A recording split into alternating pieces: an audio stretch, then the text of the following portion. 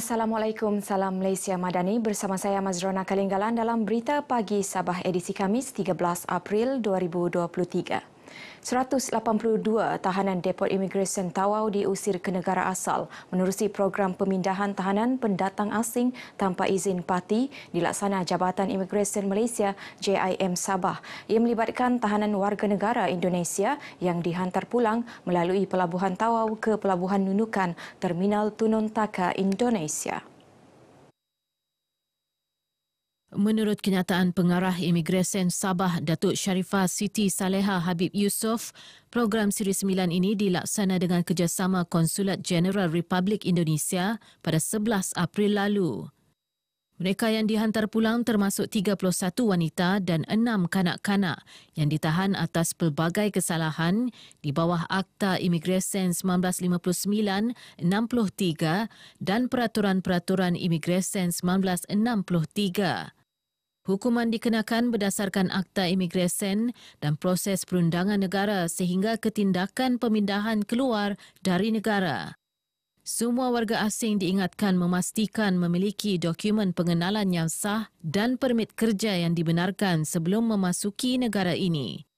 Operasi pemindahan adalah merupakan sebahagian operasi berterusan JIM Sabah bagi tahanan warga asing di semua depo imigresen seluruh negeri. Majlis Ugama Islam Sabah MUIS mencatat tren pertambahan jumlah kutipan zakat sepanjang 2018 hingga 2022. Ia susulan pertambahan jumlah pembayar dan peningkatan agihan disalurkan kepada golongan memerlukan. Yang di-Pertua MUIS, Datuk Seri Panglima Yahya Hussein berkata tren peningkatan dijangka berterusan tahun ini dengan sasaran kutipan zakat sebanyak 125 juta ringgit, manakala agihan sebanyak 162 juta ringgit. Sekarang ni kita telah agihkan 50 juta 300,589 agihan setakat ini ini bulan April kan. Walaupun pungutan kita baru 43 juta 641. Jadi kita lebih lagi agihkan. Jadi begitulah.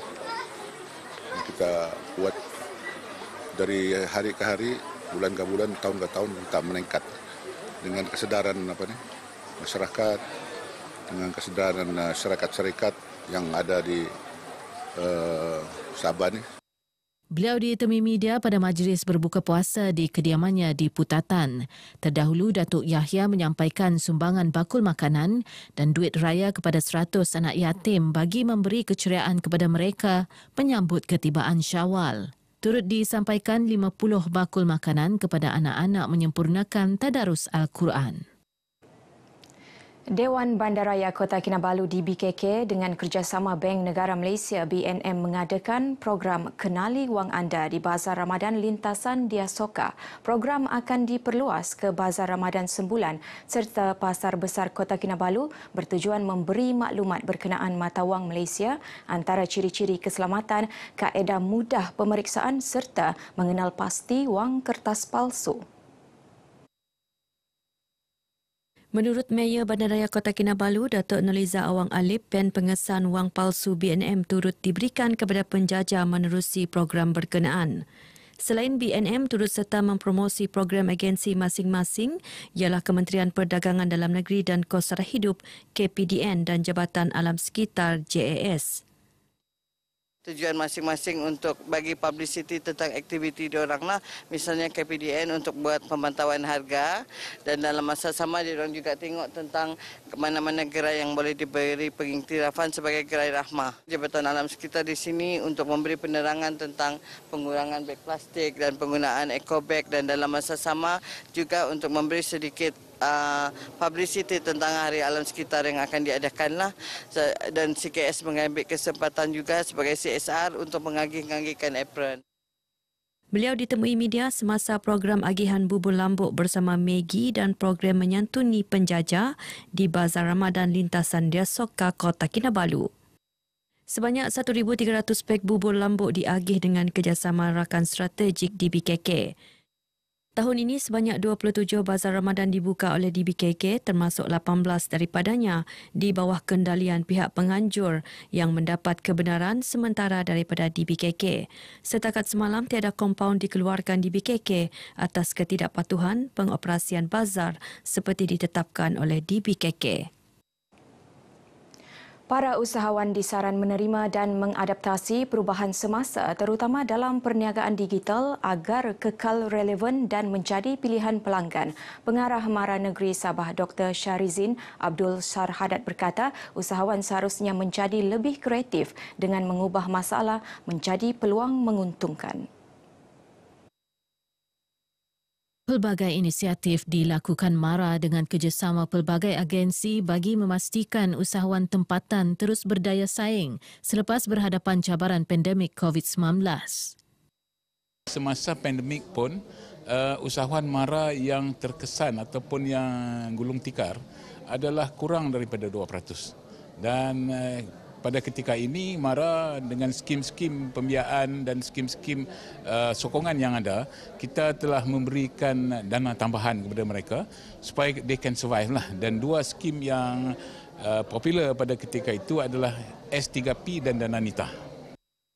Beliau berkata demikian kepada media dalam program Ramadan Business Talk di Kota Kinabalu.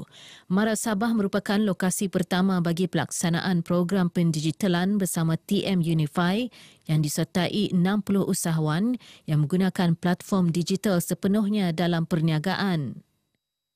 Saya sangat bersetuju terutama sekali bila Mara menjemput panel-panel yang di mana persoalan kami sebagai usahawan kan dapat dijawab terutama sekali dari segi bantuan, geran kan dan macam mana hala tuju. Usahawan yang muda ni patut ambil peluang lah dan ruang. Sebab kalau tidak bangunkan diri sendiri dari segi teknologi, digitalisasi dan juga teknik know-how, mereka kena perlu prihatin dalam permasalahan lah. Inisiatif dari Mara banyak sangat. Latihan keusahawanan, bantuan geran. Lepas tu memang pihak Mara memang akan banyak menolong kepada Dewan Perniagaan Usahawan Sabah lah khasnya. Dari segi geran, latihan keusahawanan dan pelbagai. Lebih 500 bubur lambuk diedar kepada warga kerja jabatan dan agensi kerajaan di Rumah Persekutuan Kota Kinabalu RPKK. Antaranya kaki tangan Jabatan Kesihatan, Jabatan Pendidikan, Jabatan Ketua Pengarah Tanah dan Galian serta Angkatan Pertahanan Awam. Program Kongsi Rezeki Ramadan ini bagi mengeratkan hubungan antara warga kerja RPKK. Ia dijayakan dengan kerjasama pihak konsesi bangunan kombinasi saudagar bagi mengimarahkan bulan Ramadan. Bagi mengimarahkan Ramadan, yang pertama ialah kita sama-sama untuk mengadakan program sebegini dan mungkin jabatan-jabatan yang berada di sini untuk mengadakan kerja-kerjaan di peringkat dalaman. Yang matlamatnya ialah satu, ialah untuk kita mengeratkan lagi hubungan. Mungkin sebelum ini kita sibuk dengan bekerja, tetapi dengan mengadakan program sebegini, kita dapat berkumpul bersama dalam satu semangat yang agak jitu dan dengan itu dalam urusan kerja boleh memudahkan urusan kerja kita. Datuk Makhzan turut berkesempatan melawat mini bazar Ramadan RPKK dan menyerahkan bubur lambuk kepada ketua-ketua jabatan.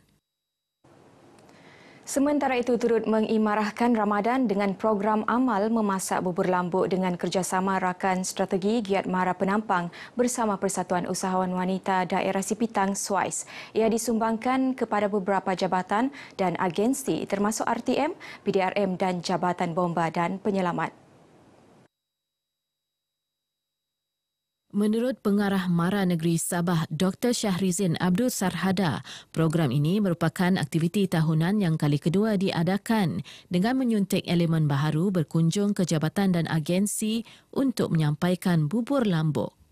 Kita berharaplah komitmen usahawan dan juga masyarakatlah khususnya untuk terus menyokong Mara dalam melaksanakan program-program pembangunan usahawan, pendidikan bagi memajukan ekonomi dan rakyat negeri Sabah. Beliau ditemui RTM selepas penyerahan bubur lambuk di Kompleks Kementerian Komunikasi dan Digital KKD Kota Kinabalu. Menyemarakkan Ramadan Al-Mubarak dengan aktiviti amal jariah selain memastikan golongan kurang berkemampuan menikmati keberkatan bulan mulia. Puspanita Cawangan Sabah melaksana Majlis Khatam Al-Quran dan berbuka puasa. Penganjuran program berkenaan selaras misi penubuhan Puspanita. Majlis diadakan di sebuah hotel terkemuka di Kota Kinabalu dihadiri Setiausaha Kerajaan Negeri Sabah merangkap penasihat Puspanita Sabah Datuk Seri Panglima Severe Haji Safar Untung dan isteri yang juga pengerusi persatuan ini Datin Seri Panglima Nuinda Alias. Turut hadir Setiausaha Persekutuan Sabah Datuk Magzan Mahyudin, Ketua Pengarah Perkhidmatan Awam Sabah Datuk Rosmadi Datuk Sulai dan Pengarah Jabatan Hal Ehwal Negeri Sabah Jahins Datuk Saiful Zaman Sangul. Majlis menyaksikan seramai 30 ahli Puspanita Khatam Al-Quran selain penyampaian sumbangan kepada 20 anak yatim dan asnaf dari Rumah Anak Yatim As-Sakinah dan Kampung Seri Pandan Putatan. Sebanyak 5,000 bakul makanan disumbangkan UMNO Keningau kepada golongan asnaf sepanjang Ramadan ini. Usaha murni itu bagi mengeratkan lagi ukhuwah sesama masyarakat Islam khususnya di bulan mulia. Ketua UMNO bahagian Keningau Nik Nazri Nik Zawawi berkata pihaknya akan meneruskan program seumpama termasuk menyampaikan sumbangan kepada masyarakat bukan Islam dan golongan memerlukan. Sempena bulan Ramadan ini, kita Parti UMNO Parlimen Keningau ini menganggarkan lebih kurang 5,000 bakul yang akan kita sumbangkan di sekitar Parlimen Keningau. Beliau memberitahu RTM ketika majlis berbuka puasa dan serahan bakul makanan di Surau An-Nur Bandukan Baru Keningau. Dalam pada itu, penerima menzahirkan rasa syukur atas keprihatinan pihak berkenaan. Mudah-mudahan semua penyumbang-penyumbang yang menyumbang di surau-surau atau masjid-masjid di seluruh negara mendapat keberkahan Allah Subhanahu Wa Taala, apalagi dalam bulan yang penuh keberkahan dan kemuliaan. Amin insya-Allah. Berbanyak-banyak terima kasih kepada sumbangan yang ada pada sekarang ini, dan ya alhamdulillah terima kasih banyak-banyak. Baik, sekian perkembangan dalam Berita Pagi Sabah kali ini yang sahih di RTM. Assalamualaikum, salam Malaysia Madani.